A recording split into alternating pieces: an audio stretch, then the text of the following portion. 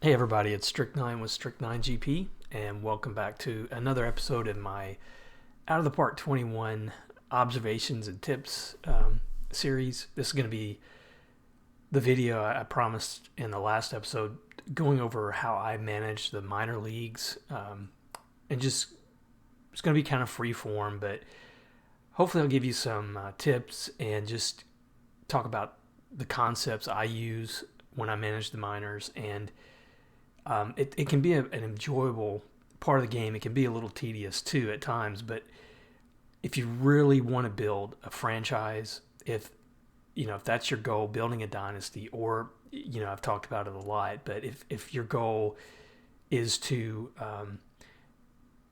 create maybe a Hall of Fame player that you drafted, you really need to pay attention to your farm system. It's that important, I think, in the game. So I'll go over some of the settings I use and just concepts and like the practice I use when I'm hiring managers for the minors, and also promoting my players. But first thing I have to mention, this style of play of managing the minors is not going to work if you're using one of the challenge.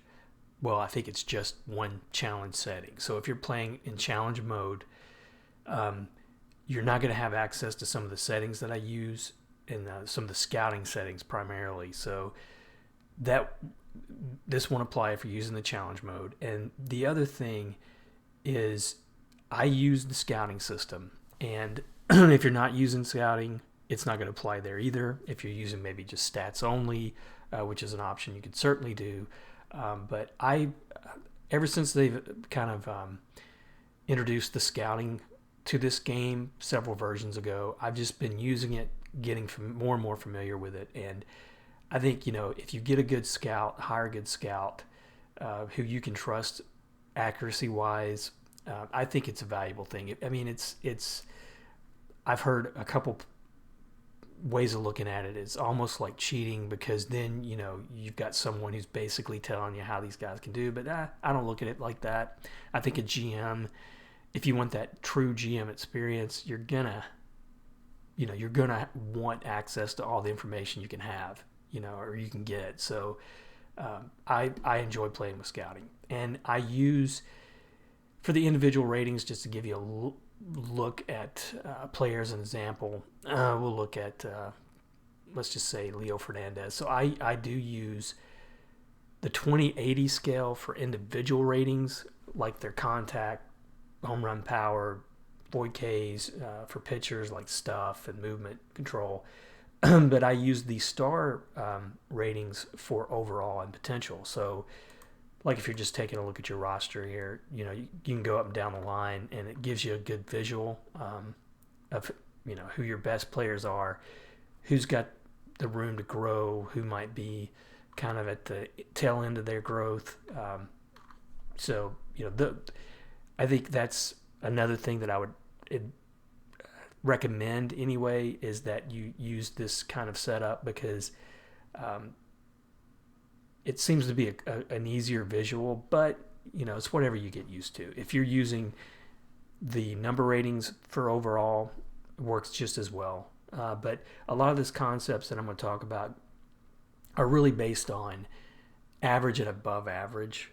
So it's important that you know what the ratings mean in terms of that. So if you got a guy here whose individual ratings are in the green, which I see a lot of times it's above 50, 55 and above on that 20/80 scale, this is above average player if you're looking at just his individual ratings, or he's got above average talent in that category.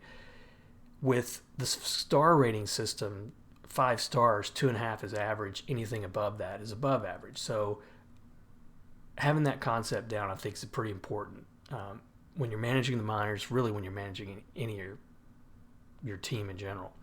But those are just some opening concepts I wanted to get out of the way, just because I think if you're going to try playing the way I play, that's essential. So first thing though, let's take a look at the settings that I use. And under manager options, you're going to have all these things over here that when you're playing GM, or however you're playing, you could set it to the level of control that you want, and you're going to see right off the bat, I get really in the weeds with this game. And again, with the minor leagues, I think you don't have to, but if you play with a conservative type strategy, or if you want a strategy that's going to work regardless of, say, the budget that your owner gives you, or if you go through a period where you're winning a lot and you're getting low draft picks, or you're losing a lot and you're getting high draft picks, or like I say, the budgeting changes. Your manager will die, or one year he'll be generous, the next year he says, hey, we need to cut $60 million from the budget. The strategy that I have for managing the minors helps with that, so that it's pretty constant. And so that's why I get down in the weeds with it, because I can't control those budgeting type things, but if I can control the minors, I feel like I've got a better chance at fielding a competitive team year to year, because at least I can control the type players I'm developing. So with that in mind, it's set for me to have control of everything except minor league free agent signings and releases. And that, you may even want to go all the way and turn that off. And the lineups, depth charts, pitching staffs, I'll let the minor managers handle that. I feel like if I put the right talent in place, make sure I got a good distribution of positions, plenty of outfielders, plenty of infielders, the managers are pretty much going to set the lineups and pitching staffs the way they need to. So I don't worry about that.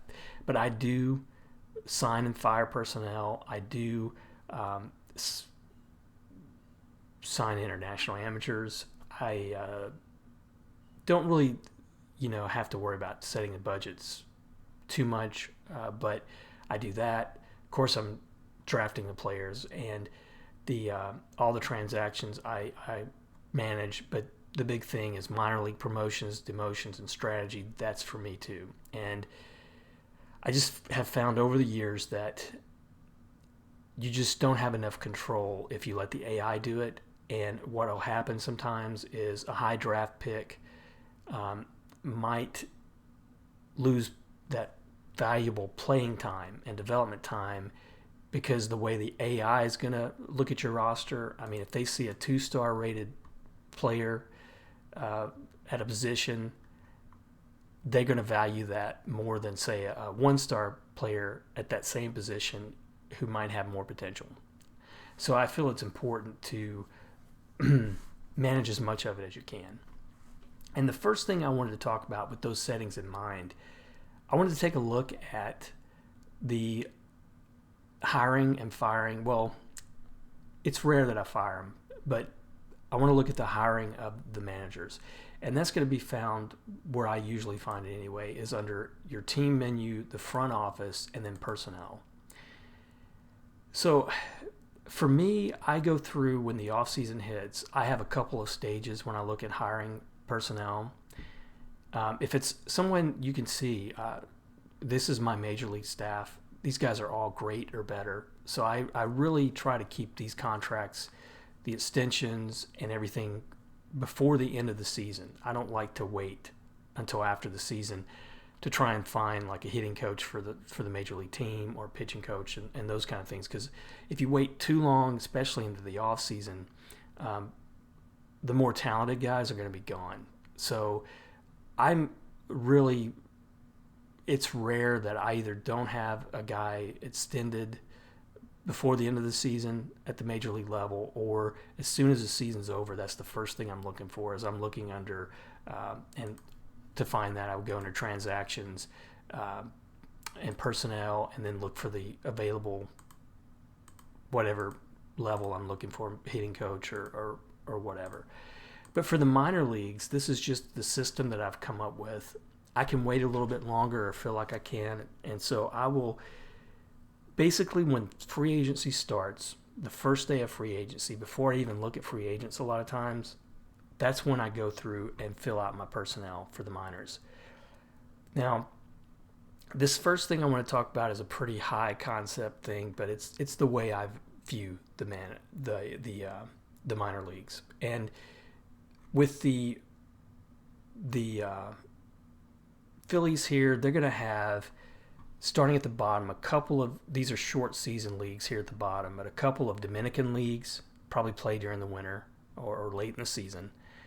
And then advancing from that, you're going to have the Gulf Coast Rookie League, which is going to be guys who your draft picks are basically going to go to the lower level of these two teams. And then a short season A team. And then you've got single A high A team, and then double A and triple A. So I use all of those systems, or the complete system. When I was managing the Cubs, if you watch that playthrough with Out of the Park 21, I was using it then. I've always used the full minor league system, and that's why I think if you're doing that, you need a system because it gets overwhelming.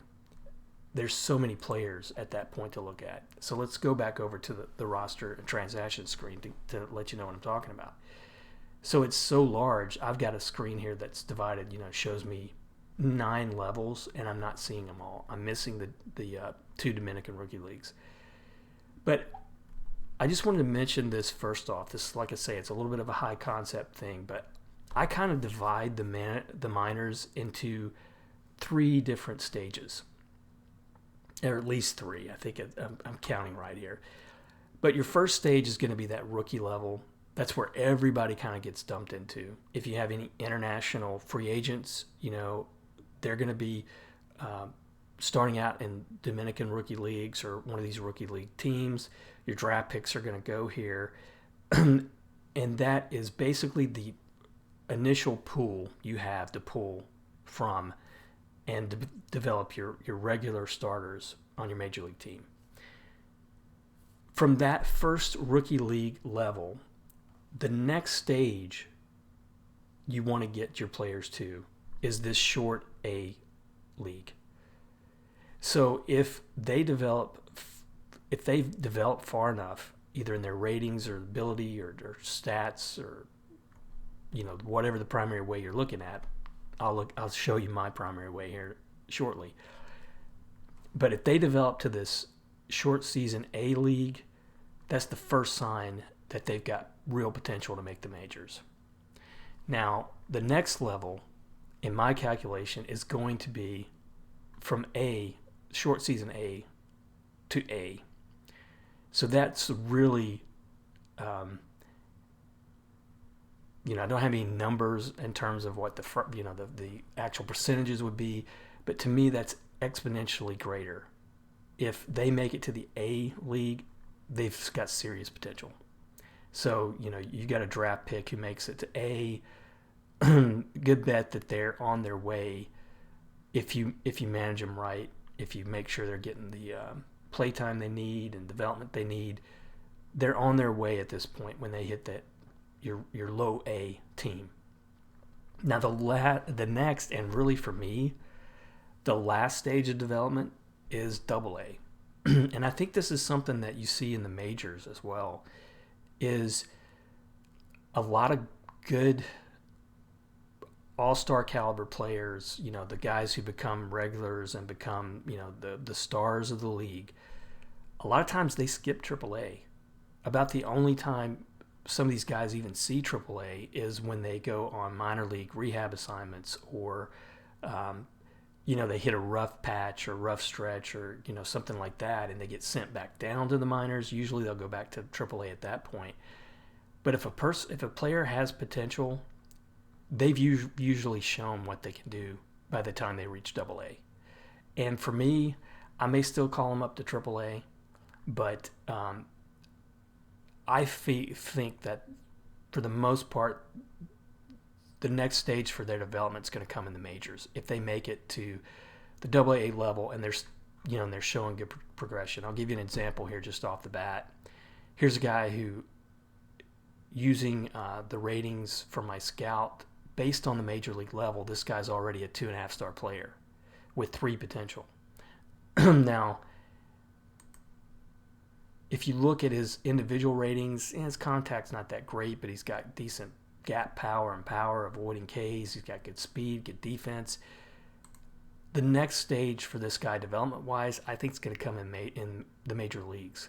I don't think he's really going to see enough of a benefit in AAA to really improve that much. And so if I have a situation where I have a real shortage at shortstop, hey, I might call him up right away. But at the very least, I'm going to monitor what he does in AA, and I'm going to send him up to AAA as soon as I can, and then from there, as soon as I can, to the majors. He's already had one full season in AA, which would play into it as well. But I'll talk about that a little bit when I talk about how I promote.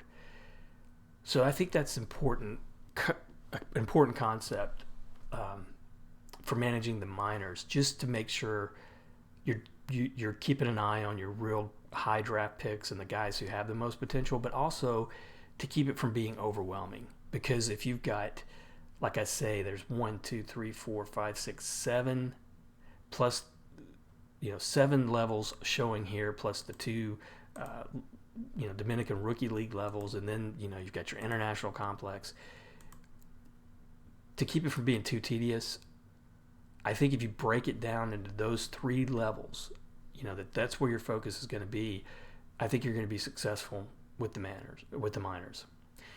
So now how that relates to this first thing I want to talk about, which is hiring your managers. So again, you've got the 3 levels: your rookie leagues, the short season A, into A, and then AA. So what that seems to mean to me, and the way I've always been looking, or the way I've primarily been looking at it with the last few versions of Out of the Park Baseball, I want my key staff to really be on these low levels, because that's where I think the development's going to come from. I'm not going to waste a whole lot of money worrying about getting a great manager for the AAA team, because at that point, again, I think the development's already been done. I'm not going to have to, I don't really have to put that much money into it. And to be honest, I feel the same way about AA, because again, if they reach AA with good potential, I think their development's, for the most part, the biggest increase you're going to see in their development's already happened. So I don't want to prioritize AA over low A and short season A. So for me, you want to make sure that these levels down here, the rookie leagues, short season A, and A, are where you put a lot of your focus when it comes to hiring managers and staff. Just to take a look how that plays into or shows up with my staffs and on my minor league teams, you'll see right away, if you scroll down here, looking at some of these reputations just as the primary rating in your managers and staff.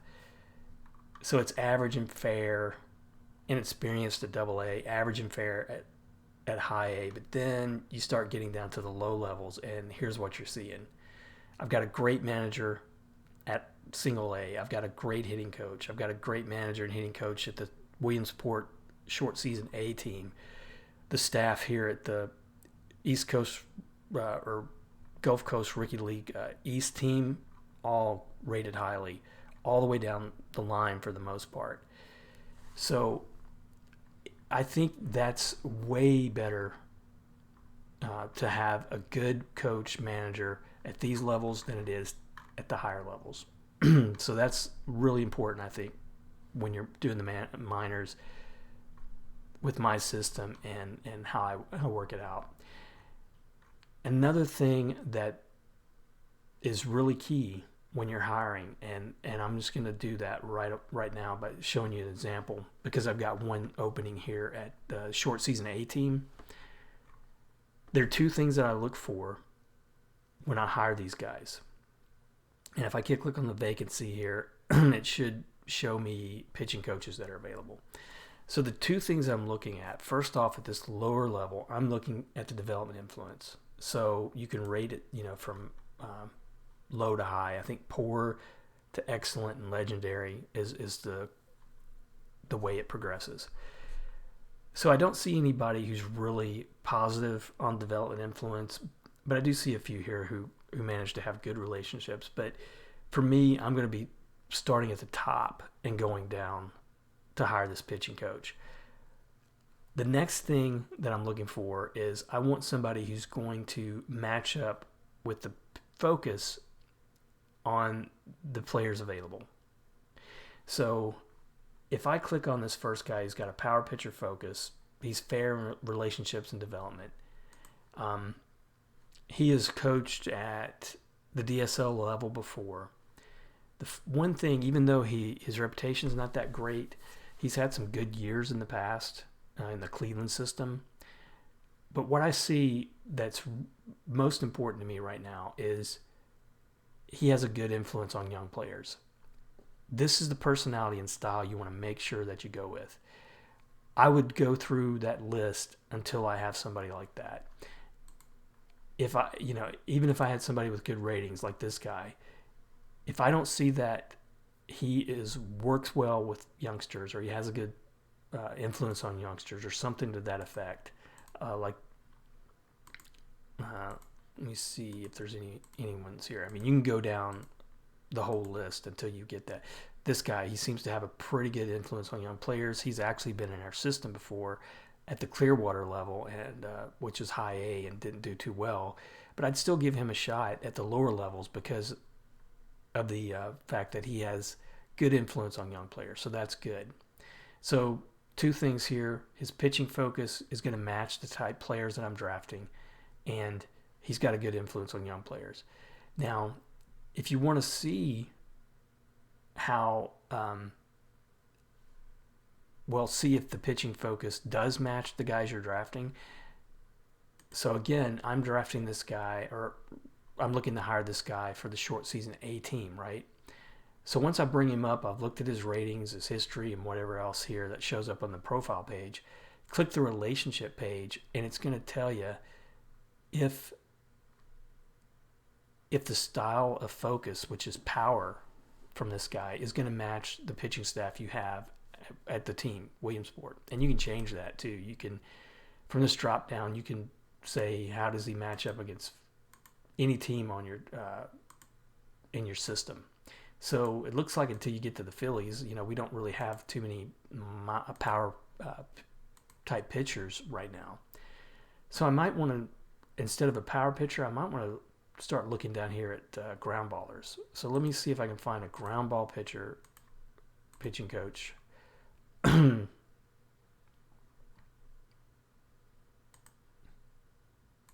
Who has this trait that he works better with young players than veterans. So this guy has that trait. His relationship style. So we have. It looks like we only have one pitcher on the staff at Williamsport who's a ground ball type pitcher. So that leaves finesse pitchers. So start up the top here, finesse. Yeah, nobody there either. So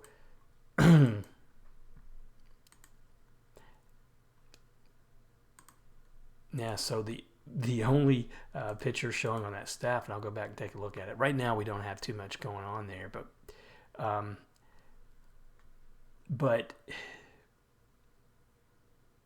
I know the way I typically draft, so I'm going to jump ahead here and just do a little shortcut. I know that typically I draft power pitchers.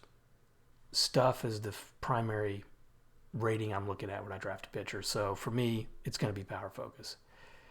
So I'm going to want to put a guy who's going to have a power focus there at Williamsport. And I say that because I haven't really gone through and promoted any of the guys yet. There's probably going to be some guys who I'm going to be promoting to Williamsport who are going to fall under that power pitcher type category. So for me, looking at this list, this guy, he's a little bit older, but he has a good influence on young players. He's had good track record at this level or above before.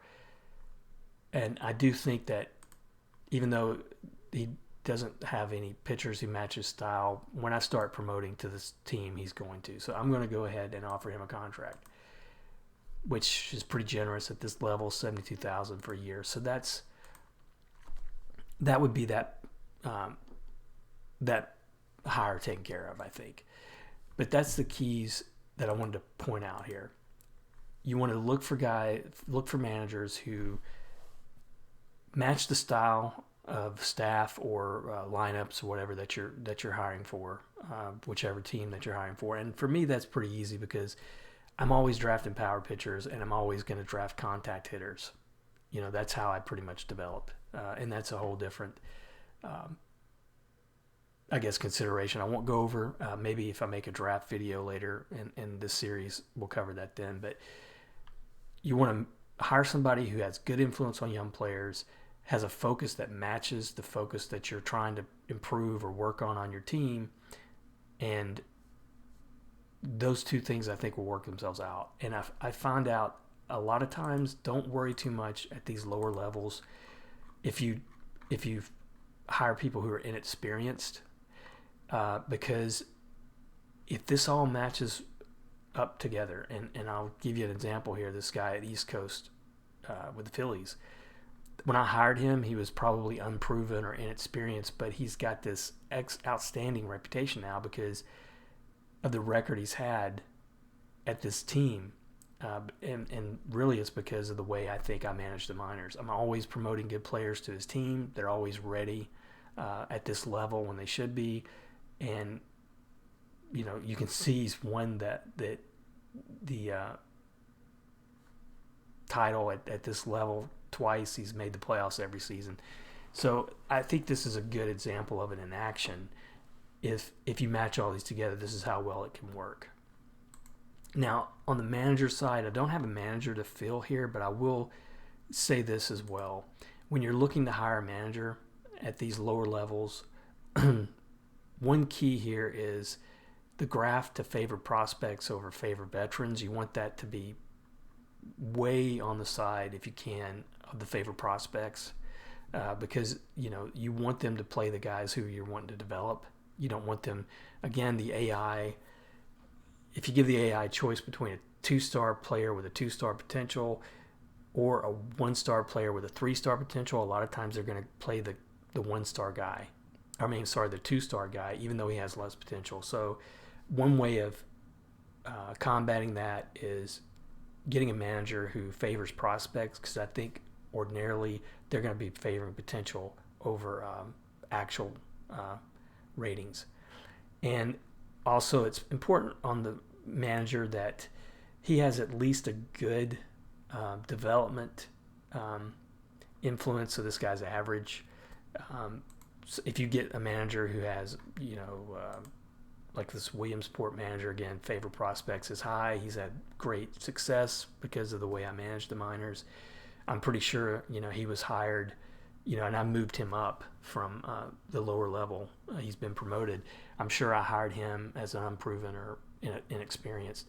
But his relationship, he's got good development influence. That's really key if you can find that too at these lower level staffs. But hopefully that's not a whole lot of information. I didn't want to get to, I really enjoy it a lot when I'm looking at the minors. And I just, I've been doing this so long and I have these systems in place. And so I could go on and on and on. But hopefully, if you have questions about it or if you want to see more, put it in the comments. But I just really wanted to highlight when you're hiring managers, those are some of the key things to look at.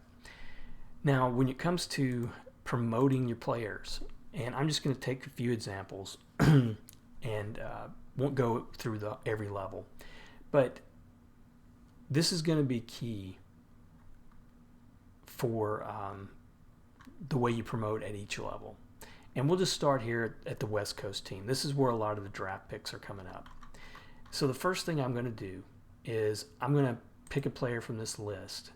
And this is one of those settings that I didn't even know about when I first started playing the scouting system. But once I found this out, it really kind of led me to this system I've got for my minors.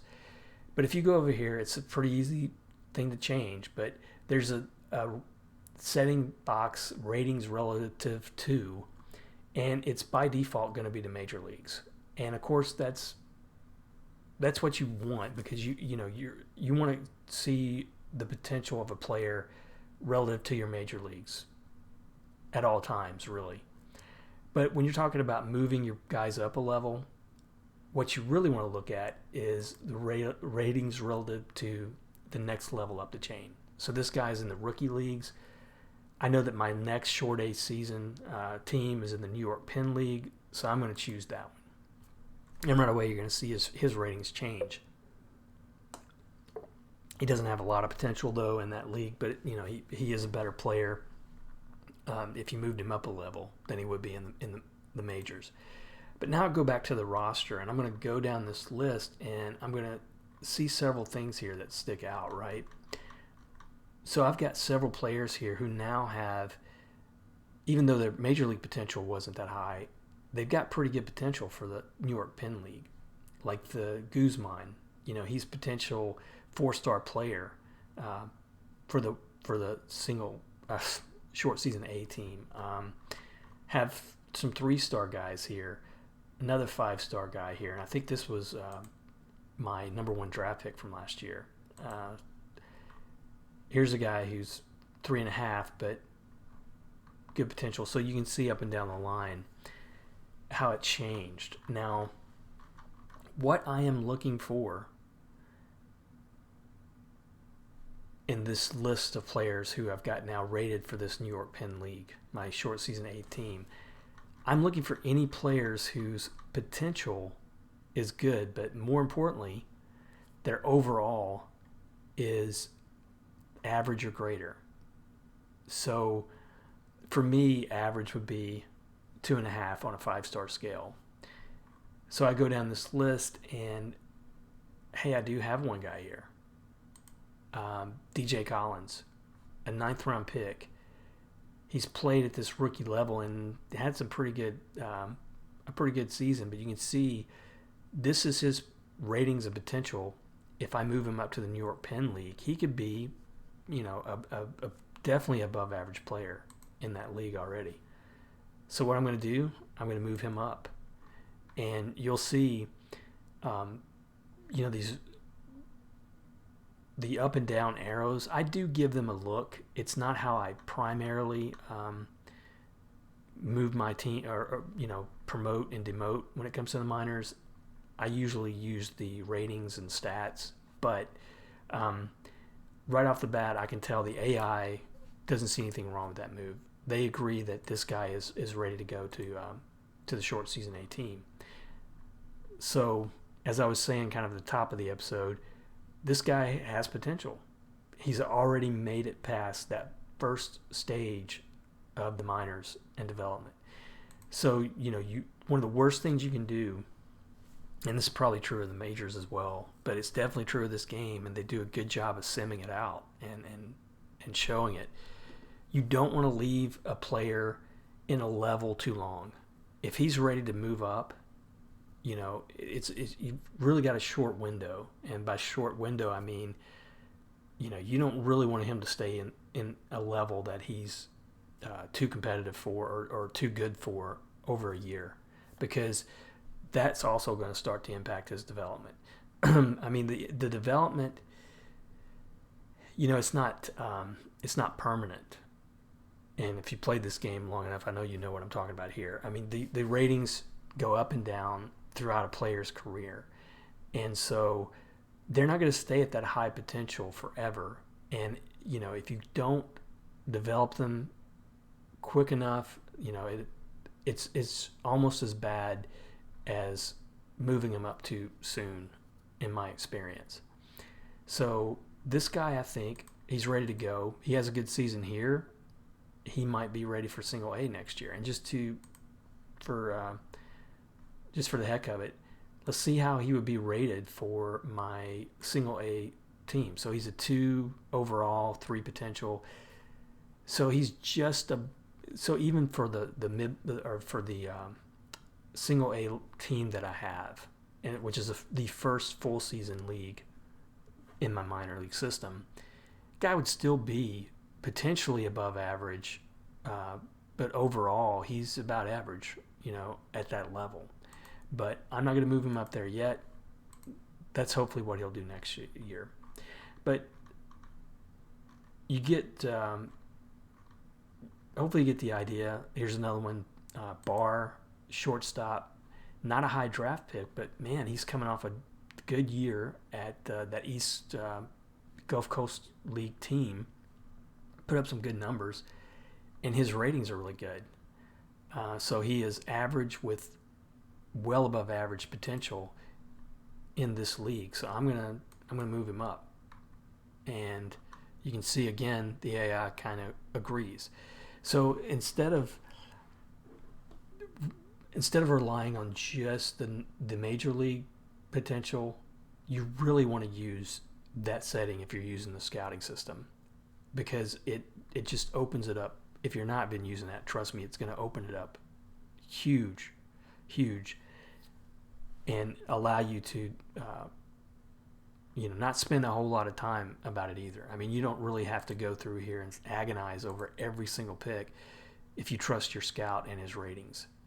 So let's take a look now at the short season team and see if we got anybody here who might be ready for the single A team, my first full season minor league team.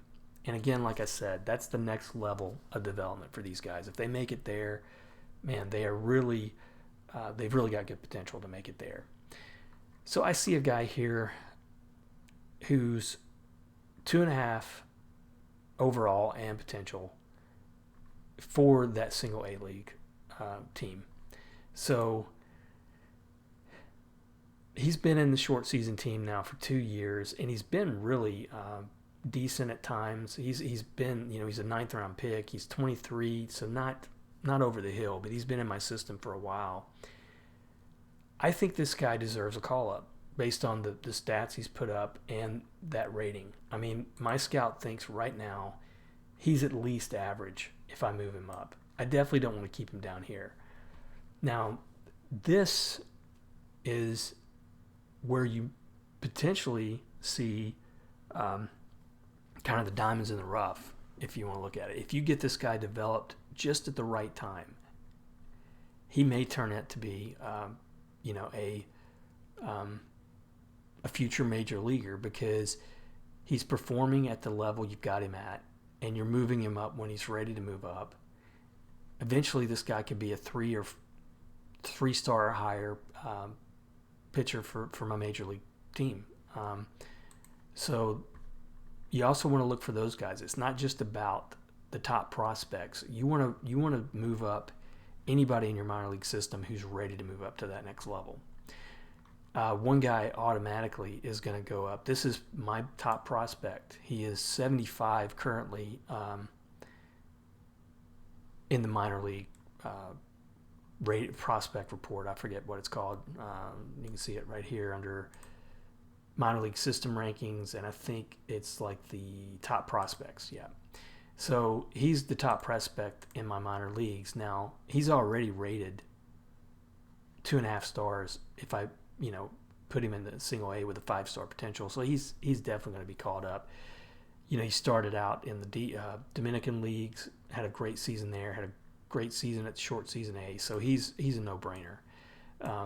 But Troxler, another one, had a decent season at short season A. He's got the ratings already. If I move him up to single A, he's an average to above average player right now. So I don't want to let him stay in the short season team for too long. So that's kind of the way I manage the majors, and it's just up and down the line. And so, I've gone from short season A now. This is where it changes a little bit, because like I say, for me, the next level of development is from single A to double A. So I don't worry too much about high A. What I will do is, if I see somebody here who's been at single A for a season, they put up a decent year, but they're not quite rated high enough to go to double A, then I may move them up to high A at that point. But if I take a look at Acorn, he's one of my best pitching prospects. I want to take a look at the AA ratings, and once again, this guy he's going to be average right off the bat with the potential to be almost a 5-star player in that league. So I'm just going to skip him over high A. He's going straight to AA. So this guy's just got one more level as far as I'm concerned to make it to the majors. If you look at his major league ratings, not as good. So it's going to really come down to how much development he gets in this season. That's AA. But if he manages to have a good season and develops a little bit higher, he's going to be ready, I think, for the majors in a couple seasons. But looking at some of the other guys here, like Taylor, he pitched a full season in single A already. He's 24. I don't want to let him stay in single A another season if I can help it. So he's the kind of guy who I would, instead of going to AA, I would put him up to single A, just so he at least goes up a level, has the potential to develop a little bit further. Petrucci, another good pitching prospect coming off a great season at single A. He doesn't have a whole lot of potential if I move him up to the AA, but he's already average to above average. His individual ratings look good. So I'm going to skip over single A with him and put him up to AA. So that's just kind of like a simplified way of showing you what I do. But if you're using the rating systems or the scouting system, I feel like you have to take advantage of that setting, which is just pull up a player, drop down menu, see where they're rated against the league above and on up and down the list. This is a guy who 3 stars already with 4.5 potential for AA. He can play several positions too, which is good. So this guy, he might turn out to be maybe just a bench player in the majors because his contact rating's pretty low. But again, he's ready to move up. Even though his numbers weren't all that great, I want to trust my scout and move this guy up so that he can potentially develop at that next level.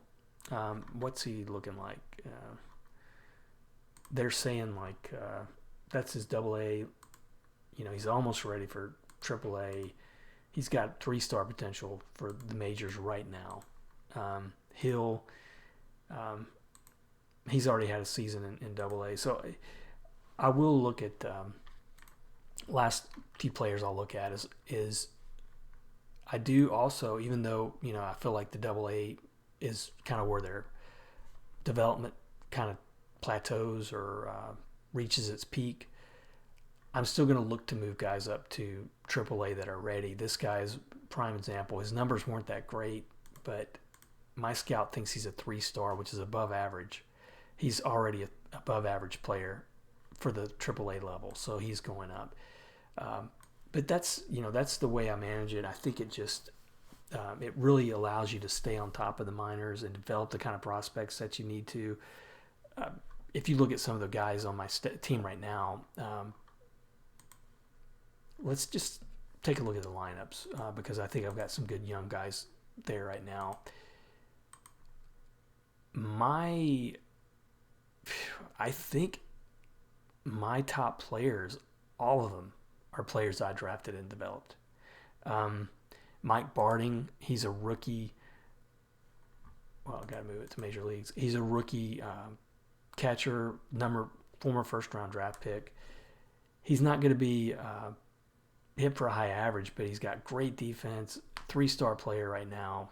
I think he's going to get the chance to win the starting catching job this year. But he's a guy I drafted, developed, and got him up to the majors, and really pretty quick. I mean, it was season after season. He did not stay at any level over a year, and that's the ideal that you want to see. You want to see that kind of movement up the chain. Rob Rice, a guy I drafted first, he's been an all-star a couple times. Great player. unfortunately injured right now. He's a 4-star player. He's been rated higher than that at times. But if you look at his overall, he's 3 years in the majors and has looked great every year. But he's another guy who I kept, he started performing early, so I moved him up even earlier than I usually do. But it was every level. This guy, he would stay there a year, and he came to the majors from Double A, which is, that's the way I like to do it. Maciel, it was an international scout find. Right now, he's got 4.5-star potential. He's 22 years old. He's going to be a great player, I think. Same way. I mean, overall, he started out at the Dominican League at 16, moved up the next year, moved up the next year, moved up the next year. He from the Double A, his development was almost done. I mean, he was like an average to above average player at that point for the majors. So I called him up. This time here at Triple A was an injury assignment. So now look at the kind of year he had for me last year. Almost a 4 wins above replacement, 300 average. Great numbers: 180 hits, 92 runs, 24 homers, 96 RBIs, 44 steals. So, you want to move these guys up as quick as you can. Josh Rice, last one I'll look at, 5-star potential, probably my best player at this point. He was a number 1 draft pick. Same way, if you look at his progression, it was, every year I was moving him up. And this guy was even more unusual because he was ready to go after the single A team. Hey, I moved him up. I trust the scouts and the numbers that I'm seeing, and if they're good, I move them up. I don't really feel like you have to progress all up, from the very lowest to the very highest of your minors. I don't think you have to go through that kind of progression. That gives you a look at the stars, but just take a look at a guy who's a 2.5-star player right now, who is coming off of 4 wins above replacement. I think he was my top offensive player in terms of wins above replacement last season. Here's a guy who became a starter after being a bench player for a couple years, but I just, I kept developing the guy when I saw some progression, and he was kind of the same way. I mean, he finally reached his peak in